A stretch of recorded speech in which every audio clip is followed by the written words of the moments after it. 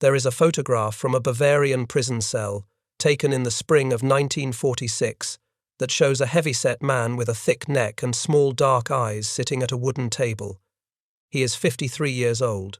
He has just been told that he is being charged with the murder of unarmed prisoners of war near a Belgian crossroads called Malmedy. He does not deny it. What he tells his American interrogator instead, almost as an aside, is something the interrogator did not expect and did not at first know what to do with. He says that the offensive he led in the Ardennes the previous Christmas had been impossible from the moment it was handed to him. He told this to his Führer in private. He told it to his own chief of staff. He repeated it to his colleagues in the days before the attack began, and no one wanted to hear it. The man's name was Sepp Dietrich, called Sepp by everyone who had ever served with him. He had been a butcher's apprentice, a farm labourer, a hotel waiter, and a gas station attendant before becoming, in the 1920s, one of the drivers and bodyguards in Adolf Hitler's travelling entourage. He was not a trained staff officer. He had not attended the Kriegsakademie. He spoke a rough Bavarian dialect that the educated officers of the Wehrmacht had quietly mocked behind his back for 15 years. By December of 1944, this former chauffeur commanded the 6th Panzer Army, the strongest single formation Germany had left, the spearhead of the largest counter-offensive the German army would ever launch in the West. He was the man who would lead the attack. He was also the man who, in private, summed up its impossibility in one of the most quoted lines of the Second World War. The standard story of the Battle of the Bulge, the one most viewers have heard, is a story of American grit, Bastogne, Patton's pivot, the frozen foxholes of the 101st Airborne, McAuliffe's one-word reply. All of that is real, and all of that matters. There is a different story behind it, a story that has been hiding in post-war interrogations, in the diaries of German staff officers, and in the bound files of the United States Army Historical Division for 80 years. It is the story of the men who planned the offensive and what they said about it before a single shot was fired. This is the story of how the German army, the army that had once moved faster and thought clearer than any force on earth, walked into a battle that its own commanders, every one of them, knew it could not win. To understand why, we need to go back not to December of 1944, not even to the breakout from Normandy that summer, but to a single afternoon in September of 1944, in a room beneath an East Prussian forest, where a sick and shaking man pointed at a map and announced that the war was about to be reversed. The afternoon was the 16th of September, 1944. The room was the situation map chamber inside the Wolfschans, the Wolf's Lair, a complex of concrete bunkers buried in the pine forests of East Prussia. The man pointing at the map was Adolf Hitler. He was a different man from the one who had planned the conquest of France 4 years earlier. The bomb that had detonated under his briefing table on the 20th of July had ruptured his eardrums and shaken something loose inside him that never went back to where it belonged. His left hand trembled. His face had taken on a grey, sunken quality. His personal physician, Theodor Morell, was treating him with daily methamphetamine injections, and Hitler was also swallowing dozens of Dr. Köster's anti-gas pills each day, which an examining ear specialist that Autumn discovered contained strychnine and belladonna. He was, by the assessment of nearly everyone who saw him in that period, a sick man. He was also still the supreme commander of the German armed forces, and on that afternoon he was about to make the decision that would shape the rest of the war.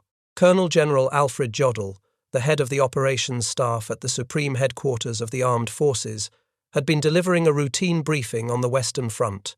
He mentioned, almost in passing, that the German line in the Eifel and Ardennes sector was being held by only 4 American divisions across roughly 80 miles of frontage.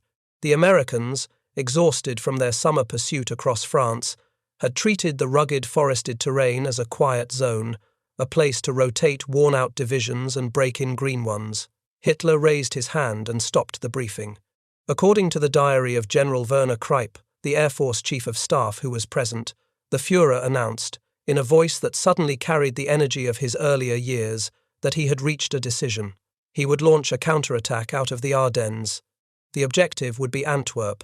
The goal would be to split the British and American armies along their seam and produce a new Dunkirk.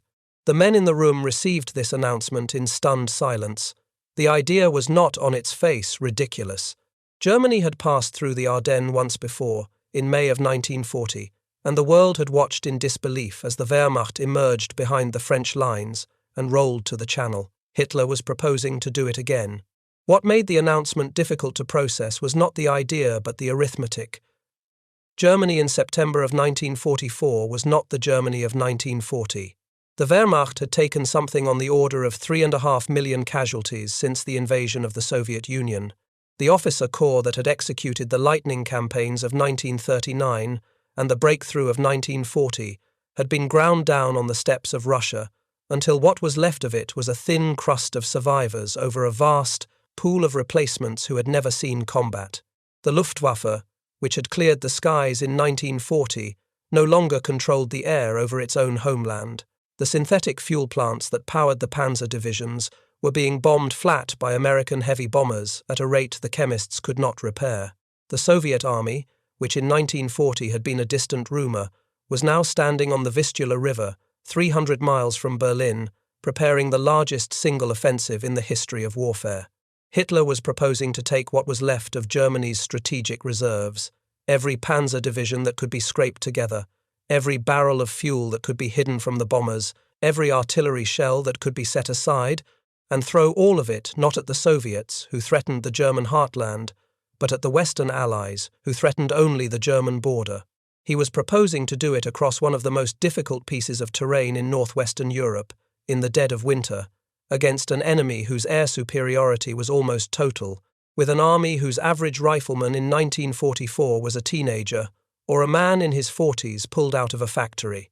What Hitler was actually betting was that he could produce, by surprise and ferocity, a tactical victory so shocking that the Western Allies would lose the will to continue the war. He believed that the alliance between Britain, the United States, and the Soviet Union was politically fragile, and that a hard punch in the face would crack it. He had said as much in private. The Reich, he believed, did not need to defeat the Allies in the field. It only needed to make them stop. The men in the room did not believe this. Field Marshal Wilhelm Keitel, the chief of the Supreme Headquarters, did not openly disagree with Hitler about anything by that stage of the war, but his subordinates noticed the tightness around his eyes. Jodl, who had been delivering the original briefing, smoothed his expression and began the work of converting the Führer's vision into staff orders. Within days, planning had begun for what would be code-named, with deliberate misdirection, Wacht am Rhein, Watch on the Rhine. The name was meant to suggest a defensive operation. The plan inside the folders was an all-out attack. The first to push back was the man who had been brought back from semi-retirement in September to serve as Commander-in-Chief of the Western Theatre. Field Marshal Gerd von Rundstedt, 69 years old, the patrician embodiment of the old Prussian officer corps, had served in the First World War, conquered Poland in 1939, broken the French army in 1940, and was personally and professionally contemptuous of Adolf Hitler in private, even as he served him in public. Rundstedt was given the operational outline in October. He read it once, and according to his post-war testimony, he saw immediately that, as he later put it, absolutely all conditions for the possible success of such an offensive were lacking. Rundstedt was not a man given to dramatic phrasing. When he used a word like absolutely, he meant it. Beneath Rundstedt was Field Marshal Walter Model, the commander of Army Group B, the formation that would actually conduct the offensive. Model was a different kind of officer entirely. Where Rundstedt was aristocratic, distant and cynical, Model was short, intense and crude. He wore a monocle, carried a riding crop, and shouted at junior officers in a way that the old Prussians considered slightly vulgar. He was also, by the autumn of 1944, the most respected fighting field marshal Germany had left, a man who had stabilized the Eastern Front after the Stalingrad disaster, rebuilt shattered army groups, and earned the nickname the Führer's fireman, because Hitler kept sending him to the worst sectors of the war, and he kept somehow saving them. When Model received his copy of the operational outline, he read it through and gave the verdict that has been preserved in the records of his staff officers. "This plan," he said, "hasn't got a damned leg to stand on." What Rundstedt and Model did next was extraordinary. They sat down together, with their staffs, and they wrote an alternative plan. Rundstedt's version was called Fall Martin, Case Martin. Model's version was called Unternehmen Herbstnebel, Operation Autumn Mist. Both plans called for an offensive in the Ardennes sector, using the same forces Hitler was assembling. Neither of them tried to reach Antwerp. Both attacks would stop east of the Meuse River, turn north, and aim to encircle and destroy the American First Army inside the bulge it would create. Model called this the small solution. The objective was modest, achievable, and limited. It accepted that Germany did not have the fuel, the air cover, or the trained men for a drive of 125 miles in midwinter against an enemy that controlled the sky. It tried to win the most that could be won with what was actually available. The two field marshals presented their joint small solution to Hitler in early November. He refused to listen.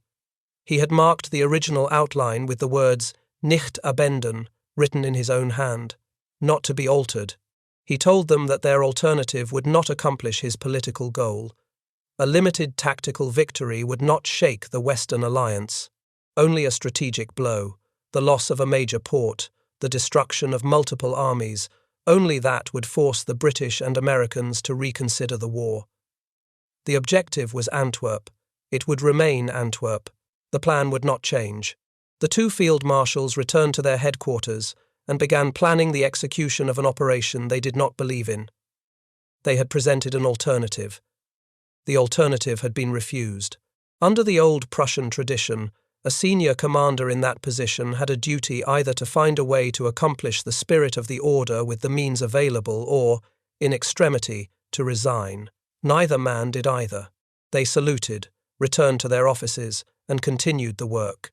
The man who was about to be handed the heaviest burden of the offensive, the commander of its main effort, the spearhead that was supposed to drive farthest and fastest and reach Antwerp first, was a man who, until very recently, had been driving Adolf Hitler around in a Mercedes. To understand what happened in the snow of the Ardennes that December, you have to understand who Sepp Dietrich was and how he had come to command the strongest army Germany had left. He had been born in 1892 in a Bavarian village called Hawangen, the son of a railway baggage master. He left school at 14. He worked, as already mentioned, in a series of jobs that nobody who looked at the man in 1944 would have associated with high command. He had served in the First World War as a sergeant in a Bavarian assault tank battalion, where he developed a lifelong reputation for physical bravery and a complete indifference to fear. After the war, he drifted through the Freikorps, the right-wing paramilitary groups that fought in the streets of Bavaria, and in the late 1920s he met a young agitator named Adolf Hitler. Hitler liked him immediately. Dietrich was loyal, simple, completely without intellectual pretension, and physically tough. He drove Hitler around Germany in the early 1930s at speeds that terrified the Führer's other companions, which seemed to please Hitler in some way that was difficult to explain. When the SS was formed, Dietrich became one of its first senior officers, despite having no formal military education whatsoever. He commanded the personal bodyguard regiment, the Leibstandarte SS Adolf Hitler, which over the course of the war expanded from a guard formation into a full panzer division, and then a corps, and finally an army. Dietrich rose with it. By June of 1944, he was commanding the 1st SS Panzer Corps in Normandy. By the autumn of that year, he had been given the new 6th Panzer Army, formed from the best surviving Waffen-SS divisions and equipped with priority access to whatever fuel, ammunition, and replacement equipment the collapsing German economy could still produce. His professional peers did not respect him. There is a famous quote attributed to General Wilhelm Dietrich, who said that he had once spent an hour and a half trying to explain a situation to Dietrich with the aid of a map, and that it was quite useless. Dietrich said, understood nothing at all. The transcripts of secret conversations among captured German generals, recorded by British intelligence at a country house called Trent Park, north of London, contain page after page of senior officers complaining about Dietrich's lack of training, his lack of understanding of operational matters, and his promotion far beyond his competence. These men were not entirely wrong. Dietrich was not a brilliant operational commander. He could not have planned a corps-level offensive on his own. He was, in the technical sense, a soldier of limited education promoted to a position that required a kind of education he did not have. The picture his peers painted was also incomplete. Dietrich was something else, something they did not always credit. He was a man who knew when something was being asked of his men that they could not deliver. He had spent 4 years watching SS divisions burn themselves out on the Eastern Front. He had seen what happened when ideologically driven attacks were ordered against well-prepared defences by men who did not understand what they were ordering. In November of 1944, when he was first briefed in detail on what the 6th Panzer Army was supposed to do in the Ardennes, he reacted in a way that surprised the staff officers around him. The terrain assigned to him, the rugged hills and narrow roads of the northern Ardennes around the Eifel border region, was the worst possible ground for the kind of fast-moving armoured breakthrough Hitler was demanding. The roads were narrow, often single-track, and ran through dense forest and across deep stream cuts. There was not enough open ground to deploy his armoured divisions properly. The infantry assigned to support him was made up largely of newly raised Volksgrenadier units, men who had been factory workers 6 months earlier, soldiers who had never fought together as formations. They would, Dietrich predicted, clog the very roads his tanks needed for rapid advance. SS Lieutenant General Hermann Priess, the commander of the 1st SS Panzer Corps assigned to break through, had done the fuel arithmetic and reached a conclusion he later relayed to Joachim Paper, the colonel chosen to command the lead battle group of the offensive. Priess told Paper, in a phrase that has been preserved in multiple accounts, that if Paper got just one damned tank as far as the Meuse with the column intact, he would have done his job. He was not entirely joking. He was telling the man who would lead the attack that, by the Corps' calculations, getting a single German tank as far as the Meuse River, only halfway to Antwerp, would already exceed what the operation could realistically achieve. Dietrich made his own complaints in the channels available to him. He argued in private with Hitler. He grumbled to his staff. He told colleagues that the plan was, in his Bavarian phrasing, crazy. He did not, like Rundstedt and Model, attempt a formal alternative. He was too dependent on Hitler's personal favour. The 6th Panzer Army existed because Hitler had created it specifically as an SS formation he could trust. Dietrich's whole career was a product of that personal bond. He could not credibly threaten to resign. He could only complain and then, when ordered to attack, attack. That is exactly what he did. On the 11th and 12th of December 1944, the senior officers who would execute the offensive were summoned to a place most of them had never heard of. The location was Adlerhorst, the Eagle's Eyrie, a complex of disguised bunkers near Ziegenberg in the Taunus Mountains, north of Frankfurt. It was a forward command post Hitler had moved into specifically for the Ardennes operation. The generals were driven in by SS bus along a deliberately circuitous route through the mountains, designed to confuse them about the location. They were searched at the entrance. Their pistols and briefcases were taken from them. They were ushered into a long room and made to sit in rows of chairs, like schoolboys, while SS guards stood behind them. The man who entered the room and stood at the front of it was barely recognizable to those who had not seen him in months. Hitler was hunched. His face was grey. His left arm shook visibly. He had to steady himself against the lectern when he stood at it. According to General Hasso von Manteuffel, the commander of the 5th Panzer Army, who would attack on Dietrich's southern flank, the Führer's appearance was so disturbing that several of the assembled commanders later said they had been shocked. Hitler spoke for nearly 2 hours on the second day's session, the 12th of December, the speech of which a near-complete stenographic record survives. He did not, for most of that time, talk about the operational details of the upcoming offensive. He talked about Frederick the Great. He returned to his standard anti-Semitic talking points about the Reich's enemies. He talked about the spiritual decline of the Western democracies and the historical inevitability of German victory. Toward the end, almost as an afterthought, he turned to the matter of the Ardennes offensive and explained, in broad terms, what he expected to happen when it began on the 16th of December. Sepp Dietrich was in the room. So was Hasso von Manteuffel. So was Erich Brandenberger, the commander of the 7th Army, whose job would be to protect the southern flank of the breakthrough. So were the corps and division commanders who would actually order their men forward into the snow. None of them, not a single one of them, believed what Hitler was telling them. Manteuffel would write later that he listened to the Führer with what he called a dry mouth and a sinking feeling. Dietrich said nothing publicly. In conversation with the British military historian Basil Liddell Hart after the war, however, he gave his honest verdict in a passage that has come down through history. All he had to do, he said, was cross the river, capture Brussels, and then go on to take the port of Antwerp. The snow was waist deep, and there was not room to deploy 4 tanks abreast, let alone 6 armoured divisions. It did not get light until 8 in the morning, and was dark again by 4 in the afternoon, and his tanks could not fight at night. And all this, he added, with the bitter incredulity of a man who could not believe what he was being asked to do, all this at Christmas time. That single quote, recorded in Liddell Hart's interviews and published in his book The Other Side of the Hill, has been quoted in every serious history of the Battle of the Bulge. It is usually quoted for its sarcasm. It is rarely quoted for what it actually was, which was an accurate professional assessment of an impossible mission, delivered by the man Adolf Hitler had personally chosen to carry it out. Dietrich knew the snow was waist deep because he had been to the front. He knew the roads because his staff had measured them.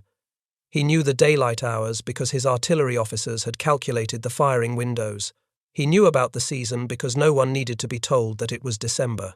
He was reading out, to a fellow professional, a list of the reasons his army was about to fail. 5 days after the second Adlerhorst briefing, on the morning of the 16th of December, at 5:30 in the morning, 1,600 German artillery pieces would open fire across an 80-mile front, and the offensive that none of its commanders believed in would begin. The artillery barrage that opened the Ardennes Offensive lasted 90 minutes. It was, by some measures, the largest concentration of German artillery fire in the entire Western theatre of the war. When it lifted, the German infantry moved forward through fog and snow into the American positions on the Schnee-Eifel and the Loschim Gap. The first day went, in places, well. 2 American regiments of the 106th Infantry Division, men who had only arrived at the front days earlier, were surrounded on a piece of high ground and would surrender on the 19th, the largest single mass surrender of American troops in the European theatre of the war. Almost from the first hour, the cracks in Dietrich's predictions began to appear. The 6th Panzer Army's main effort in the north, in the sector around the twin villages of Krinkelt and Rocherath, ran straight into the United States 2nd and 99th Infantry Divisions on a piece of high ground called Elsenborn Ridge. The American positions were rough but well sighted. The infantry units holding them were a mix of green replacements and battle-hardened veterans. They did exactly what Priess and Dietrich had feared. They held. Dietrich threw in his 12th SS Panzer Division. The division had been raised the previous year out of teenagers from the Hitler Youth, supplemented by a cadre of officers and NCOs from the older SS divisions. They were brave and ideologically motivated. They were also poorly trained, mishandled at the battalion level, and channeled by the terrain into killing zones the American artillery had pre-registered. Over several days, the division burned through its fuel and a significant portion of its tanks battering against the ridge. They never broke through. The northern shoulder of Dietrich's offensive was permanently blocked within the first week of the attack. This is where Dietrich's earlier complaints about the terrain proved exactly right. There were not enough roads. The Volksgrenadier infantry had clogged the few that existed, just as he had warned. His tanks could not deploy in the numbers needed to overwhelm a determined defence in dense forest. His armoured spearhead, the formation that was supposed to lead the breakthrough to the Meuse, had to be detached from the main effort and sent south on a single secondary road in search of an opening. That spearhead was Kampfgruppe Piper, a battle group of about 4,800 men and 600 vehicles built around the 1st SS Panzer Regiment under Lieutenant Colonel Joachim Piper. Piper was 29 years old, a fanatical SS officer who had served as Heinrich Himmler's adjutant before commanding tank units on the Eastern Front. He was given the most prestigious assignment of the offensive and the least realistic timetable. He was supposed to reach the Meuse in approximately 1 day. What happened to Piper's column in the snowfields of eastern Belgium became the most studied micro-history of the entire battle. He moved fast at first. By the 17th of December, he had captured an American fuel depot at Bullingen containing about 50,000 gallons of gasoline. Captured American prisoners were forced at gunpoint to refuel his tanks before his column moved on. That afternoon, at a crossroads near Malmedy, men of his command murdered 84 American prisoners in a snow-covered field, the war crime that would, 16 months later, send Sepp Dietrich to a Dachau courtroom. Piper's column drove west. Then, by inches, the operation that none of the German commanders had believed in began to fail in exactly the ways they had predicted. The roads were too narrow. The bridges were blown by retreating American engineers. The fuel ran out. The American resistance, instead of collapsing as Hitler had assumed it would, hardened. By the 23rd of December, the weather, which had grounded Allied air power for a week, finally cleared. Within hours, American P-47 Thunderbolts and British Typhoons were in the sky over the Ardennes, and Piper's column, strung out along narrow forest roads with dozens of vehicles already abandoned for lack of gasoline, became a target gallery. By Christmas Eve, Piper's surviving men had abandoned their tanks near La Glaise, blown the breech blocks on their guns, and were walking back east through the snow on foot. They had reached a point about 20 miles from where they had started and roughly half the distance to the Meuse. Price's prediction, the one tank on the Meuse, had turned out to be too optimistic. That same evening, in the 5th Panzer Army's sector to the south, General von Manteuffel privately recommended to the senior military aide at the Adlerhorst that the offensive be halted and the entire German force pulled back to the west wall fortifications along the German border. He was making the same argument, in a darker tone, that he and Model and Rundstedt had been making since November. The plan had not worked. It would not now suddenly begin to work. Continuing the attack would only consume the last reserves Germany had. He was overruled. If you have made it this far, please take a moment to like the video. The men whose names appear in the German records, the staff officers, the corps commanders, the colonels who knew the plan was doomed and saluted anyway, are not figures most viewers will ever hear about. The American soldiers who stopped them in the snow are rightly remembered. The Germans who tried to warn against the disaster are mostly forgotten. Liking this video helps the story reach the small audience that cares about getting both sides of the record straight. By that point, Hitler was already planning his next attack. On the 28th of December, with the Ardennes offensive visibly stalling, he summoned a fresh group of senior commanders to the Adlerhorst, this time including Colonel General Johannes Blaskowitz of Army Group G. The subject of the briefing, as the surviving stenographic record in the Heiber edition of the military conferences shows, was not the salvage of the offensive that had just failed. The subject was a new offensive in Alsace, codenamed Nordwind, that was supposed to begin on New Year's Eve and break through the thinly held American line south of the Ardennes. Hitler told the assembled commanders that this attack had a very clear objective, namely the destruction of the enemy forces. He spoke for over an hour. He did not, in the surviving record, offer any concession that the operation in the Ardennes had failed. The men in the room understood that the panzer reserves now committed in the snow north of Bastogne were not coming back. They would be expended where they were, and any further attempt at an offensive would have to be paid for from formations that had not yet been shattered. Manteuffel, who would later record his recollections of that period, described the mood of the German command in those days as one of grim mechanical continuation. The 6th Panzer Army would be pulled out of the Ardennes only when its mission could be transferred to a new theatre. That theatre, as Dietrich was later informed, would be the oil fields around Lake Balaton in Hungary, where the 6th would be sent in February to launch one final attack toward the Danube. It was the operation, called Spring Awakening, that 2 months later would finish the army that had begun the winter as the strongest formation in the Wehrmacht. Hitler, meanwhile, was still pacing the corridors of the Adlerhorst and speaking optimistically about the fall of Antwerp. According to officers who saw him in those days, he had begun to display a pattern of behavior that aides would later describe as detached from the situation. He talked about Frederick the Great. He talked about the fragility of the Western Alliance. He repeated, with what sounded like genuine conviction, that the offensive was about to turn the war. The men in the field knew better. By the end of the first week of January, the German advance had stopped, the Bulge had begun to be reduced, and the strategic reserves Hitler had assembled at such cost, the divisions that might have made a real difference if used to stabilize the Eastern Front, were burning in the fields of Belgium and Luxembourg. In total, roughly 100,000 German soldiers had been killed, wounded, or captured. Up to 800 German tanks and assault guns had been destroyed or abandoned. The fuel reserves Germany had carefully hoarded for the offensive had been consumed. 12 days after the operation finally collapsed, on the 12th of January, the Soviet army launched the Vistula-Oder offensive in the east. By the end of January, Soviet forces would advance roughly 300 miles, reaching the Oder River and establishing bridgeheads less than 70 miles from Berlin. The German defensive line on the Eastern Front, stripped of the panzer divisions that had been sent west, broke almost immediately. There is a direct line between the divisions consumed in the snow of the Ardennes and the speed of the Soviet advance into Germany the following month. Hitler had bet everything on the Western punch. The punch had failed. The defense in the East had nothing left to hold with. Now we come to the part of the story that does not appear in most popular accounts. By the spring of 1945, the war was effectively over for Germany. By May, the surrender had been signed.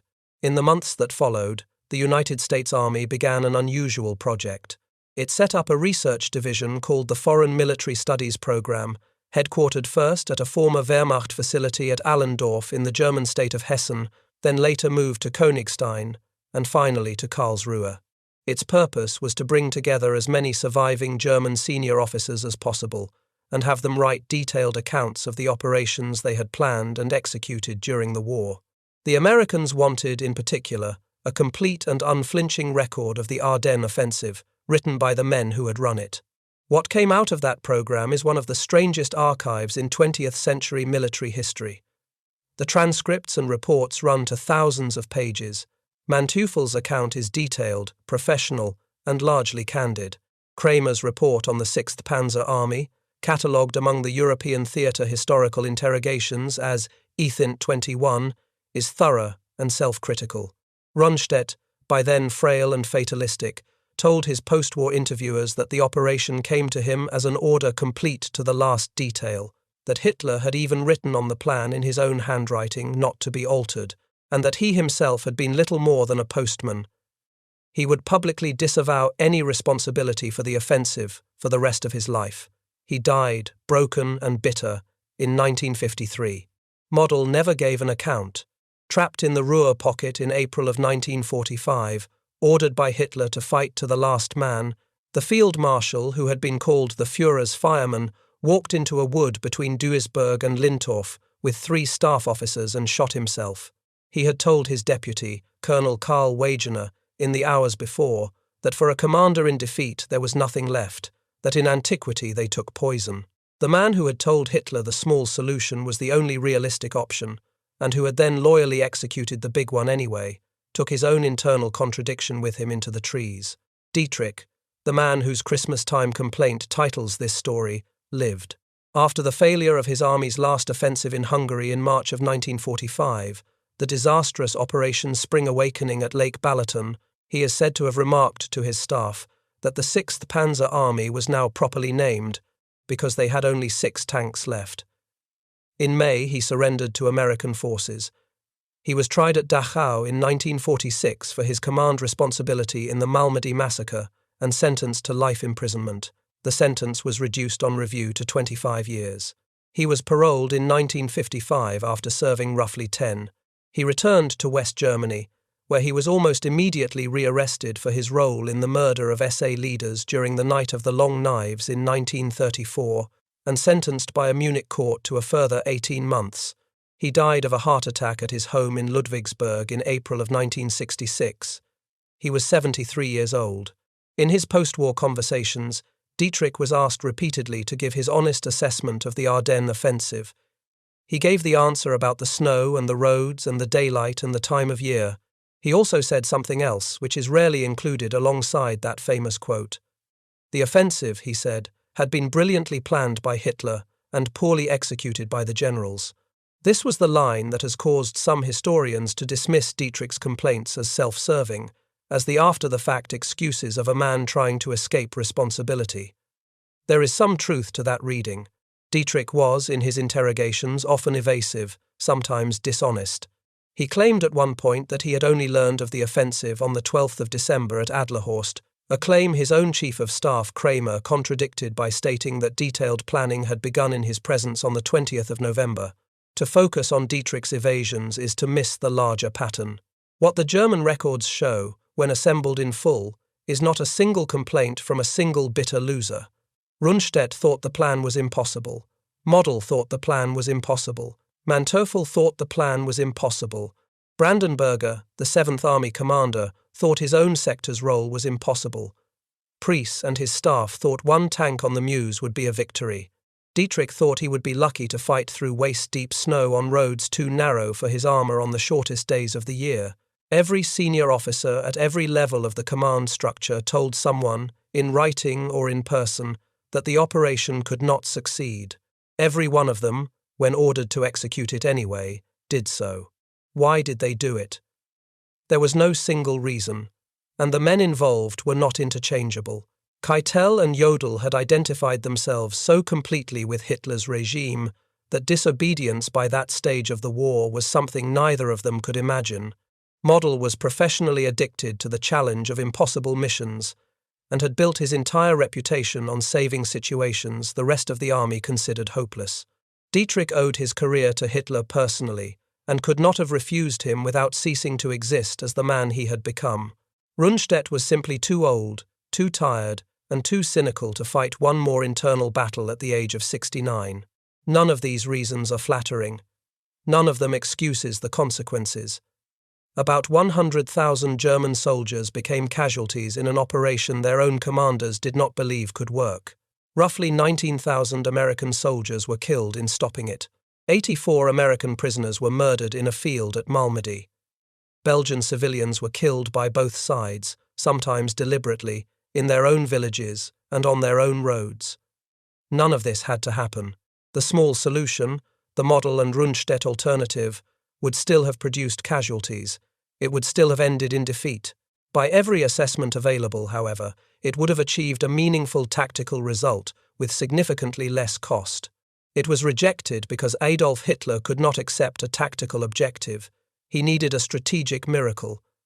The men beneath him, who knew there was no miracle available, did not stop him. The record I have just described comes from sources that you can verify if you wish. Manteuffel's reports are in the Foreign Military Studies Archive. Kramer's interrogation, Ethint 21, is in the same collection. Kreipe's diary, filed as MSP 069, sits beside it.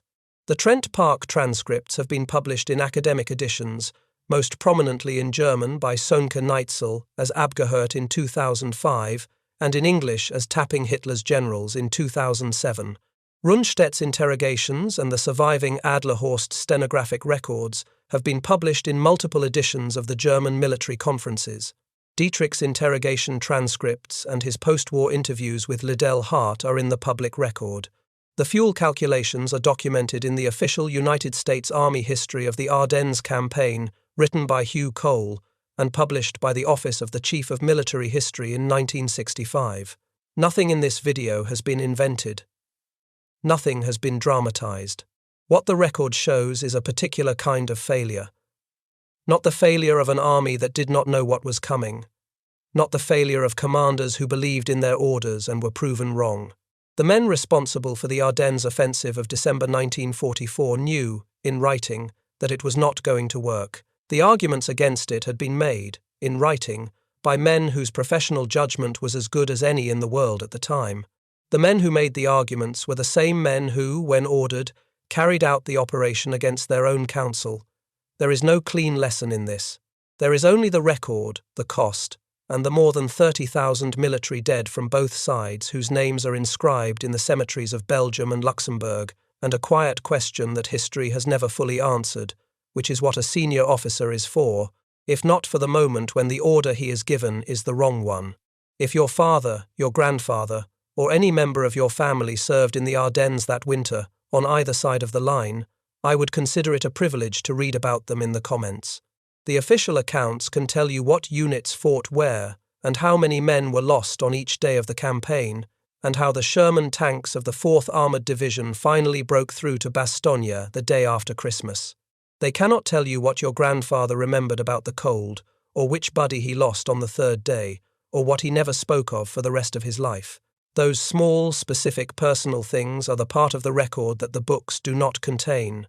They are the only part of the record that the men who lived through it actually carried home. They deserve to be preserved. The next chapter of this channel is already in production. Subscribe if you want to be there for the next one. The men who died in that December and January came home, when they came home, to families who often never asked, and never told, what the cold and the dark and the snow had really been like. Their silence is part of the record too. They deserve to be remembered for everything they did, including the parts they could not bring themselves to say out loud.